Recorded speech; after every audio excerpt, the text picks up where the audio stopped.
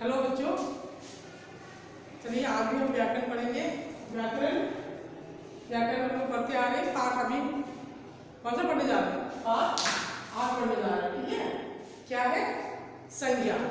संज्ञा पाठ 7 क्या था? संज्ञा था। संज्ञा के बारे में आप लोगों ने पढ़ा। संज्ञा किसे कहते हैं? संज्ञा के भेद है ना।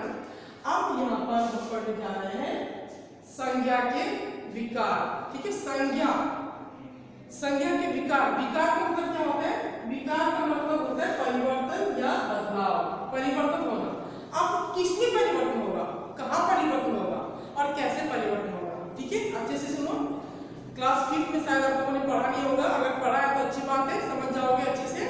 अगर नहीं पढ़ा होगा तो इसको ध्यान से सुनो। ठीक है, तो विकार का मतलब होता है, विकार का मतलब होता है परिवर्तन।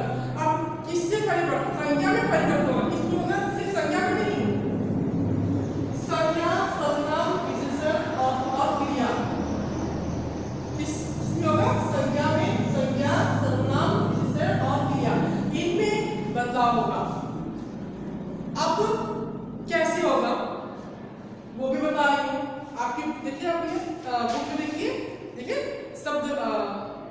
शब्द विचार पाठ में आपने पढ़ा कि प्रयोग के आधार पर शब्द के दो भेद होते हैं, एक विकारी शब्द और दूसरा अविकारी शब्द। पढ़ा था ना, मैंने पढ़ाया था।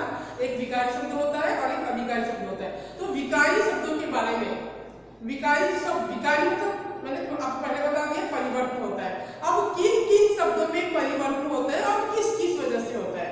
ठीक है, तो दो भेद है इसके, दो प्रकार के शब्द होते हैं, विकारी शब्द और अविकारी शब्द। विकार का परिवर्तन या बदलाव। ठीक है, तो किन किन शब्दों में परिवर्तन होगा? देखिए, संज्ञा में, सर्वनाम में, विशेषण में और क्रिया में। संज्ञा, सर्वनाम, विशेषण और क्रिया, ये विकारी शब्द है। ये 4 शब्द क्या है? विकारी शब्द है। इनमें परिवर्तन होता है। किन किन से होता है आगे देखिए। क्योंकि इनके शब्दों में लिंग, वचन और कारक, किसके कारण होगा? लिंग के कारण होगा, वचन के कारण होगा और कारक के कारण होगा। ठीक है, परिवर्तन आ जाता है। लिंग, वचन और कारक के कारण विकार या परिवर्तन आ जाता है। देखो, लिंग संबंधी, लिंग में परिवर्तन क्या होगा? छात्र, ये पुल्लिंग है, छात्रा स्त्रीलिंग। तो संज्ञा शब्द में परिवर्तन हुआ कि नहीं हुआ? हुआ ना, छात्र और छात्रा। मोर, मोरनी। ठीक है, ये लिंग के कारण, लिंग की वजह से यहाँ पर परिवर्तन हुआ है। दूसरा, वचन संबंधी विकार, वचन के कारण, है ना, वचन संबंधी विकार। इसमें क्या क्या है? लड़की, लड़कियां। लड़की शब्द है, फिर वचन की वजह से लड़कियां, तो शब्द में परिवर्तन हुआ कि नहीं हुआ? हुआ ना। दूसरा देखिए, पुस्तक, पुस्तकें, पुस्तक है, वचन की वजह से ये पुस्तकें हो गया है। आपकी बुक में और दिया है यहाँ पर, हाँ 2 ही दिया है। इसको कारक संबंधी, कारक संबंधी कारक के कारण भी शब्दों में परिवर्तन आता है।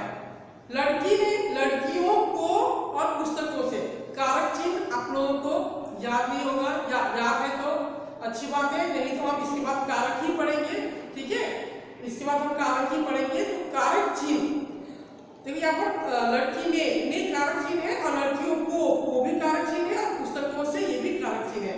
यहाँ पर बहुवचन जरूर आया, लड़की ने लड़कियों को, यानी कि जब हम वचन बनाएंगे तो यो लगाएंगे, ओ लगाएंगे। क्या लगाएंगे? ओ लगाएंगे। ठीक है,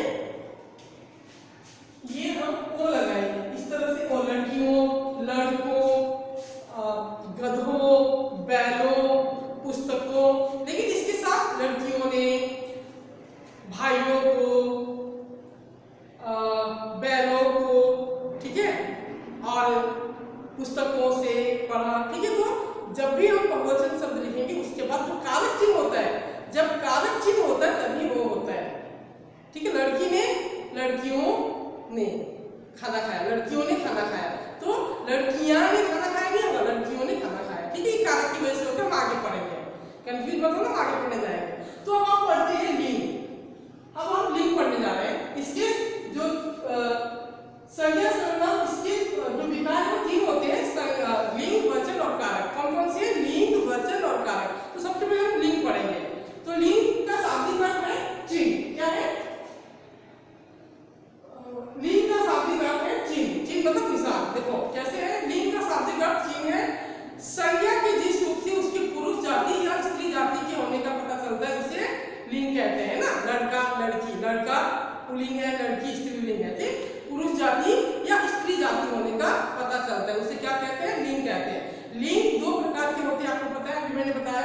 पुल्लिंग जो पुरुष जाति का क्या बोध कराए और स्त्रीलिंग जो स्त्री जाति का बोध कराए। ठीक है, दो में होते हैं पुल्लिंग और स्त्रीलिंग। देखिए पुल्लिंग क्या है, जिन शब्दों से पुरुष जाति का बोध होता है, पुरुष जाति का बोध होता है, उन्हें पुल्लिंग कहते हैं। जैसे लड़का, पुरुष, भाई, बैल, है ना, पिताजी, बहुत सारे शब्द हैं, पापा, ये सब शब्द क्या है जो पुरुष जाति का बोध करा रहा है, वही पुल्लिंग है। स्त्रीलिंग, अब आपको पता चल गया होगा स्त्रीलिंग क्या है, जिन शब्दों से स्त्री जाति का बोध होता है। किसका बोध होता है? स्त्री जाति का बोध होता है, उन्हें स्त्रीलिंग कहते हैं। जैसे लड़की, स्त्री, भाभी, गाय, माताजी। ठीक है, ये सारे शब्द क्या है? स्त्री, है ना, लड़की होने का पता चल रहा है, स्त्री होने का बोध करा रहा है, तो इसलिए ये स्त्रीलिंग है। तो अब देखो कुछ शब्द ऐसे होते हैं जो हमेशा पुल्लिंग में होते हैं, हमेशा उनको हम पुल्लिंग ही मानते हैं, वो स्त्रीलिंग में नहीं होता है। तो आपको आपकी बुक में थोड़ा सा शॉर्ट एकदम संक्षेप में दिया हुआ है, क्लास 7 में थोड़ा और इसको विस्तार से पढ़ेंगे, क्लास 8 में और विस्तार से पढ़ेंगे। ठीक है, तो कोई टेंशन की बात नहीं है। तो स्त्रीलिंग पुल्लिंग समझ लिया होगा, लिंग किसे के समझ लिया होगा, और संज्ञा के विकार कौन कौन से ये भी समझ लिया होगा। संज्ञा के विकार 3 है, लिंग, वचन और कारक। ठीक है, तो अब हम पढ़ते हैं जो सदैव पुल्लिंग में होते हैं। इसको देखो आपकी ये पुस्तक में दिया हुआ है, पेज नंबर 46 है।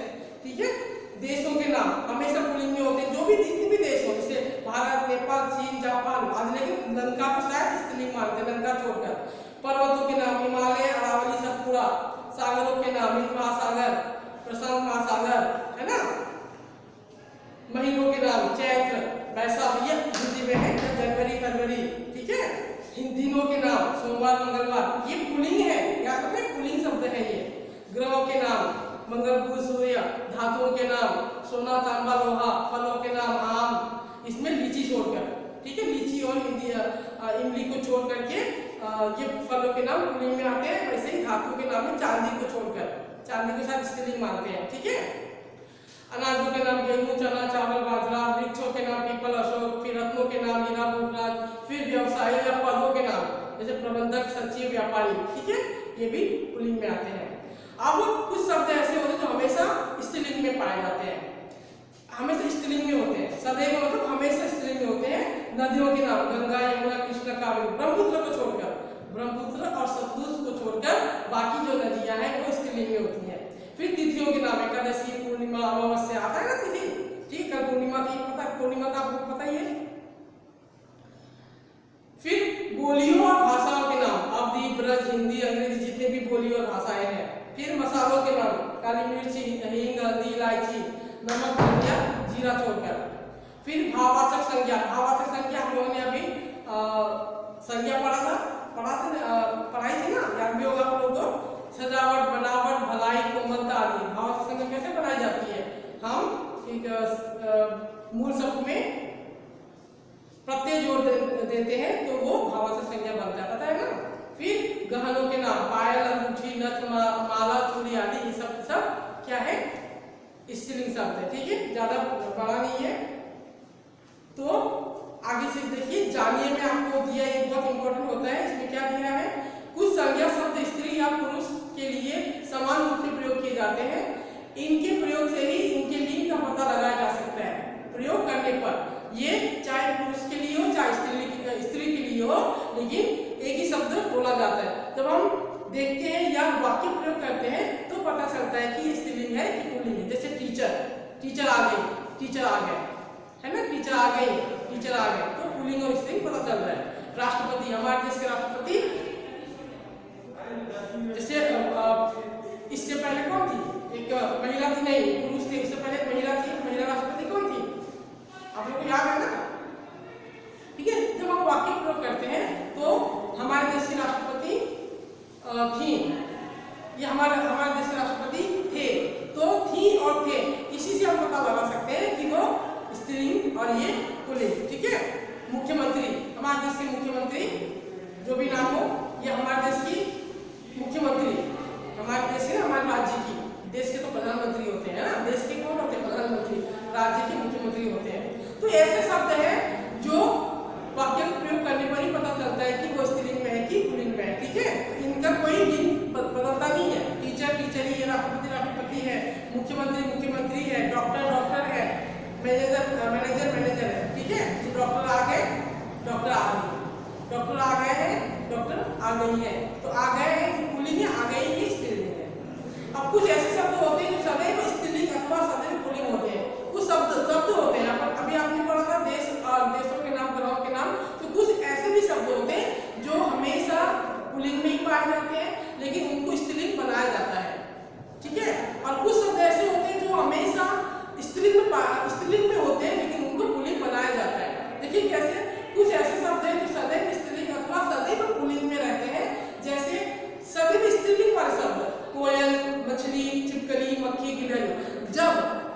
मान लो मैंने आपको दे दिया कि इसका स्त्रीलिंग पुल्लिंग बनाइए, और आप लोग सोचोगे अरे मैडम ने तो हम लोग को कहा था कि ये सदैव स्त्रीलिंग में होते हैं, अब पुल्लिंग कैसे बनाए? पुल्लिंग बनाने के लिए क्या करना होगा? उन शब्दों के आगे नर जोड़ना होगा। क्या जोड़ना होगा? नर आपको बुक में दिया है, देखो इनके पुल्लिंग रूप बनाने के लिए पहले नर शब्द जोड़े जाते हैं, जैसे नर तितली, नर कोयल, नर मछली, नर छिपकली, नर मक्खी, नर गिलहरी, ठीक है, इसके आगे नर लगा देते हैं। वैसे ही जो शब्द हमेशा पुल्लिंग में पाए जाते हैं उनको भी तो स्त्रीलिंग बनाना पड़ता है ना, तो उसके लिए भी एक शब्द जोड़ा जाएगा। देखो जो सदैव पुल्लिंग में है वो क्या क्या है? भालू, मगरमच्छ, तोता, पक्षी, पशु, मच्छर, खरगोश आदि, ये सब के सब पुल्लिंग शब्द हैं। लेकिन इसको स्त्रीलिंग जब हम बनाते हैं तो क्या होगा? क्या लगाएंगे? इन शब्दों के आगे मादा लगाएंगे, जैसे मादा भालू, मादा मगरमच्छ, मादा तोता, मादा पक्षी, मादा पशु, मादा मच्छर, मादा खरगोश आदि, ठीक है, इतना समझ में आया? अब देखिए लिंग बदलने के कुछ नियम है। लिंग बदलने के कुछ नियम है। कौन कुछ नियम? देखिए आ प्रत्यय लगाकर, हम अगर आ लगाएंगे, जैसे कोई शब्द आ में खत्म हो रहा, अनुज, तो स्त्रीलिंग क्या होगा? अनुजा। सुत पुल्लिंग है, सुता पुल्लिंग है। आचार्य पुल्लिंग, आचार्य स्त्रीलिंग। अग्रज पुल्लिंग, अग्रजा स्त्रीलिंग। आपको बुक में है, एक बार इसको पढ़ लेना, ठीक है। अब कभी कभी हम ई प्रत्यय लगाते हैं, ई लगा करके स्त्रीलिंग बनाते हैं, जैसे चाचा चाची, ये लगा दिया है ना, ई की मात्रा लगा दिया, बकरा बकरी, मुर्गा मुर्गी, छोटा छोटी, ठीक है। फिर नी या इया प्रत्यय लगाकर, नी लगाएंगे या इया लगाएंगे। डिब्बा डिबिया, इया लगा दिया, ठीक है। बेटा बिटिया, चूहा चूहिया, मोर मोरनी, नी लगा दिया। शेर शेरनी, ऊंट ऊंटनी, ठीक है। फिर इन प्रत्यय लगाकर, इन क्या लगाएंगे? इन। धोबी धोबिन, है ना, धोबी धोबिन, धोबी को छोटी की मात्रा कर देंगे, फिर धोबिन। दर्जी दर्जिन, पड़ोसी पड़ोसिन, सुनार सुनारिन, ठीक है। फिर आनी प्रत्यय लगाकर, आपके जो बुक में देख लेना, आनी लगाएंगे, जैसे देवर देवरानी, पठान पठानी, सेठ सेठानी। फिर आइन प्रत्यय लगाकर, पंडित पंडिताइन, बाबू बबुआइन, लाला ललाइन, चौबे चौबाइन, ठीक है, आइन प्रत्यय लगा दिया। फिर ईका प्रत्यय लगाकर, कुछ शब्द होते हैं जिसमें हम ईका लगाएंगे। अब अध्यापक ईका लगा दिया, अध्यापिका, लेखक ईका लगा दिया, हम उसे मात्रा लगाएंगे, ई हटा देंगे, ठीक है, शब्द दिया ईका, लेकिन हम मात्रा लगा करके उसको ईका करेंगे। लेखिका, सेवक सेविका, गायक गायिका, दर्शक दर्शिका, नायक नायिका, ठीक है। फिर मान को मति और वान को वति करेंगे। मान को मति, जैसे श्रीमान श्रीमती, गुणवान बुद्धिमान बुद्धिमती, भगवान भगवती, गुणवान गुणवती, रूपवान रूपवती, ठीक है। मान को मति, वान को वति। फिर कुछ शब्द ऐसे होते हैं जिनमें कोई कुछ लगा नहीं, इसके अलग अलग भिन्न भिन्न रूप होते हैं, अलग अलग रूप होते हैं, जैसे कवि कवयित्री, सम्राट सम्राज्ञी, पति पत्नी, अभिनेता अभिनेत्री, पिता माता, विद्वान विदुषी, वर वधु, भाई भाभी, वीर वीरांगना, पुरुष स्त्री, ठीक है। तो अब इसके बाद हम पढ़ेंगे वचन। ये लिंग पढ़ लिया, इसका दूसरा जो विकार है वो है वचन। वचन के कारण इसमें विकार आ जाता है, वो वचन है। वचन मतलब नंबर, संख्या, एक या एक से अधिक, ठीक है। पेड़ पर देखिए उदाहरण, इसमें मैं आपको बता दूं, वचन जिन शब्दों से एक या अधिक होने का बोध हो, वो शब्द जिससे एक का पता चले और अधिक का पता चले। लड़का लड़के, लड़का एक है और लड़के अनेक हैं, ठीक है। वचन के भी दो भेद होते हैं, एक वचन और बहुवचन। एक वचन मतलब एक वचन जिन शब्दों से एक का बोध होता है, एक किसी भी चीज का एक बोध होता है, एक का, उसे एक वचन कहते हैं। जैसे पुस्तक लड़की, पुस्तक एक है, लड़की भी एक में ही है। दूसरा है बहुवचन। बहुवचन मतलब एक से ज्यादा, एक से अधिक। जिन शब्दों से एक से अधिक का बोध होता है, एक से अधिक का बोध होता है, उसे क्या कहते हैं? बहुवचन कहते हैं। जैसे पुस्तक का पुस्तकें हो गया, लड़की का लड़कियां हो गई, ठीक है। तो एक से ज्यादा के बारे में बताता है। तो वैसे ही है, दो भेद होते हैं, एक वचन बहुवचन, पता होगा आप लोगों को। एक वचन की परिभाषा देखो, शब्द के जिस रूप से केवल एक का बोध होता है उसे एक वचन कहते हैं, और बहुवचन शब्द के जिस रूप से उसके अनेक होने का बोध होता है उसे बहुवचन कहते हैं, ठीक है। अब वचन की पहचान कैसे करेंगे? संज्ञा, सर्वनाम, विशेषण और क्रिया शब्दों के प्रयोग द्वारा, संज्ञा के द्वारा, सर्वनाम के द्वारा, विशेषण के द्वारा और क्रिया शब्दों के द्वारा हम वचन को पहचानेंगे। संज्ञा, सर्वनाम, विशेषण और क्रिया शब्दों के प्रयोग से वचन के एक या बहुवचन होने का पता चलता है। जैसे लड़की स्कूल जा रही है, संज्ञा एक वचन में, लड़के स्कूल जा रहे हैं, लड़के एक से ज्यादा है ना, लड़के संज्ञा है, बहुवचन में है। लड़की स्कूल जा रही है, नहीं, मैं पढ़ने जा रहा हूँ, सर्वनाम है ना, मैं पढ़ने जा रहा हूँ एक वचन, हम पढ़ने जा रहे हैं तो बहुवचन। वह लंबा आदमी इधर आ रहा है, लंबा आदमी है ना, यहाँ पर विषय के बारे में बता रहा है, आदमी कैसा, आदमी लंबा है, ठीक है, तो वह लंबा आदमी इधर आ रहा है, विशेषण है, एक वचन है, वे लंबे आदमी इधर आ रहे हैं, ये विशेषण है लेकिन बहुवचन है, एक से ज्यादा है, लंबा, लंबे। छात्र पढ़ रहा है, एक वचन है और छात्र पढ़ रहे हैं, यहाँ पर क्रिया के द्वारा छात्र पढ़ रहा है, एक वचन, और छात्र पढ़ रहे हैं, बहुवचन। पढ़ रहे क्रिया में रहे हैं, बदलाव हुआ कि नहीं हुआ, परिवर्तन हुआ कि नहीं हुआ क्रिया में, ठीक है। तो हमें संज्ञा से, सर्वनाम से, विशेषण से और क्रिया शब्द के प्रयोग द्वारा एक वचन या बहुवचन के बारे में पता चलता है। अब व्यक्तिवाचक संज्ञा, भाववाचक संज्ञा तथा द्रव्य पदार्थों का प्रयोग हमेशा एक वचन में होता है। व्यक्तिवाचक एक, जैसे मैं तो व्यक्तिवाचक हूँ ना, आप लोग बोलोगे, क्षत्रिय मैडम बोलोगे तो एक वचन नहीं है और कोई दूसरा नहीं है। वैसे ही आपकी क्लास में अनन्या होगी, दीक्षा सिंह होगी, वो अपने आप में अकेली है तो वो उसका बहुवचन नहीं हो सकता है, ठीक है। फिर व्यक्ति आदर देने के लिए बहुवचन का प्रयोग किया जाता है। मेरे पिताजी आ रहे हैं, है ना, या मेरे पिताजी आ रहा है, मेरा पिताजी आ रहा है, कभी नहीं बोलते हैं, बोलते हैं नहीं बोलते, मेरे पिताजी आ रहे हैं। तो हम अपने से बड़ों को, ठीक है, जब सम्मान देते हैं, आदर देते हैं, तो उसके लिए भी हम बहुवचन का प्रयोग करते हैं। इसका मतलब ये नहीं कि बहुवचन है, आदर सूचक शब्द, ठीक है, आदर देने के लिए बहुवचन का प्रयोग होता है। कुछ शब्दों का प्रयोग सदैव एक वचन नहीं होता, जैसे सदैव स्त्रीलिंग, सदैव पुल्लिंग था, वैसे ही सदैव एक वचन में कुछ शब्द है जो सदैव एक वचन में पाए जाते हैं, कुछ शब्द ऐसे हैं जो सदैव बहुवचन में पाए जाते हैं, हम उनका प्रयोग करते हैं। जैसे पूजा, वर्षा, पानी, घी, हवा, जनता, ये हमेशा एक वचन में ही प्रयोग किए जाते हैं। और कुछ शब्द सदैव बहुवचन में प्रयोग किए जाते हैं, जैसे प्राण, हस्ताक्षर, आंसू, दर्शन, बल, लोग आदि। जैसे मेरे उसके प्राण निकल गए, उसके तो प्राण निकल गए, बहुवचन में हो रहा है। उसकी आंखों में आंसू आ गए, ये भी बहुवचन में हो रहा है। पूजा, मैंने पूजा कर लिया, उसने पूजा कर लिया। तो इस तरह से आप वाक्य बनाओगे तो वाक्य के द्वारा ही पता चलेगा कि ये शब्द एक वचन में है या बहुवचन में, ठीक है। अब वचन बदलने के नियम, जिस तरह से लिंग बदलने के नियम थे वैसे ही वचन बदलने के भी नियम है। तो आप लोग पेज नंबर 50 देखिएगा, आपको खुद से भी पढ़ना तभी समझ में आएगा। तो एक वचन से बहुवचन बनाना, एक वचन से बहुवचन बनाना। तो कुछ शब्दों के अंत में अ को ए में, जैसे अ हुआ ना, अब जैसे मेज, मेज, ज में अ है, मेज, ज को हम ए बनाएंगे, मेज, मेजे, क्या हुआ, मेजे, और बिंदी लगाएंगे, ठीक है।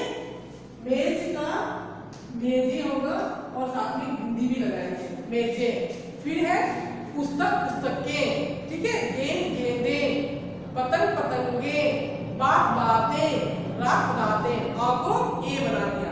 दूसरा है स्त्रीलिंग शब्दों के अंत में आ के साथ ए जोड़कर। स्त्रीलिंग शब्दों में देखो, जैसे कन्या, कन्या जो भी शब्द यहाँ पर है, कन्या, बाला, अध्यापिका, कक्षा, सभा, सेना, ये सारे के सारे शब्द स्त्रीलिंग शब्द हैं। क्या है, स्त्रीलिंग शब्द है। स्त्रीलिंग शब्द में हम क्या जोड़ेंगे, ए जोड़ेंगे। आ तो इसमें है, आ के साथ ए जोड़ेंगे, ठीक है। जैसे कन्या, ये रहेगा, इसमें हम ए जोड़ देंगे, क्या करेंगे, ए को जोड़ देंगे। कन्या दिया हुआ है, कन्या के साथ हम ए लगाएंगे, ठीक है, मात्रा भी लगाएंगे, ए लिखेंगे, है ना। कन्या, कन्याएं, माला, मालाएं, अध्यापिका, अध्यापिकाएं, कक्षा, कक्षाएं, सभा, सभाएं, सेना, सेनाएं। लेकिन ध्यान जरूर रखना, ये स्त्रीलिंग शब्द है। ऐसे ही कुछ पुल्लिंग शब्द भी होते हैं जिसका अंत में आ होता है लेकिन उसमें ए नहीं लगाते, अभी हम आगे पढ़ेंगे, ठीक है।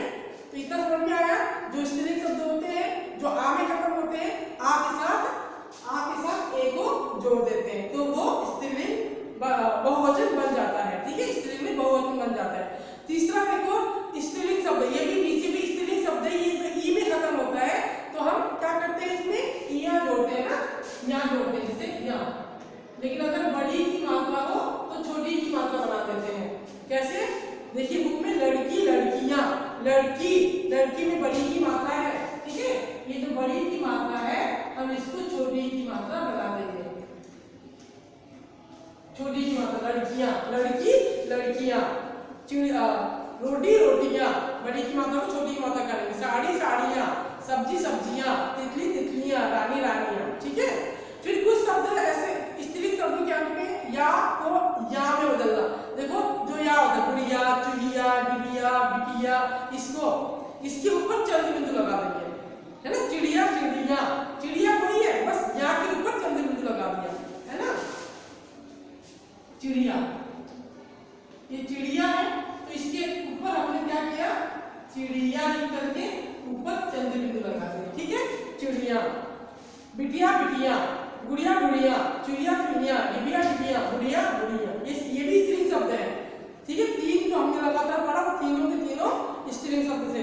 तो कुछ स्त्रीलिंग शब्द और भी है जिसके अंत में उ होता है, तो उसमें भी हम ए जोड़ेंगे, ठीक है। जैसे वस्तु, वस्तुएं, वस्तु है, वस्तु वस्तु लिखा हुआ है, तो हम इसमें सिर्फ क्या करेंगे, ए जोड़ देंगे। क्या करेंगे, ए जोड़ देंगे, ठीक है। ए क्या जोड़ेंगे, ए।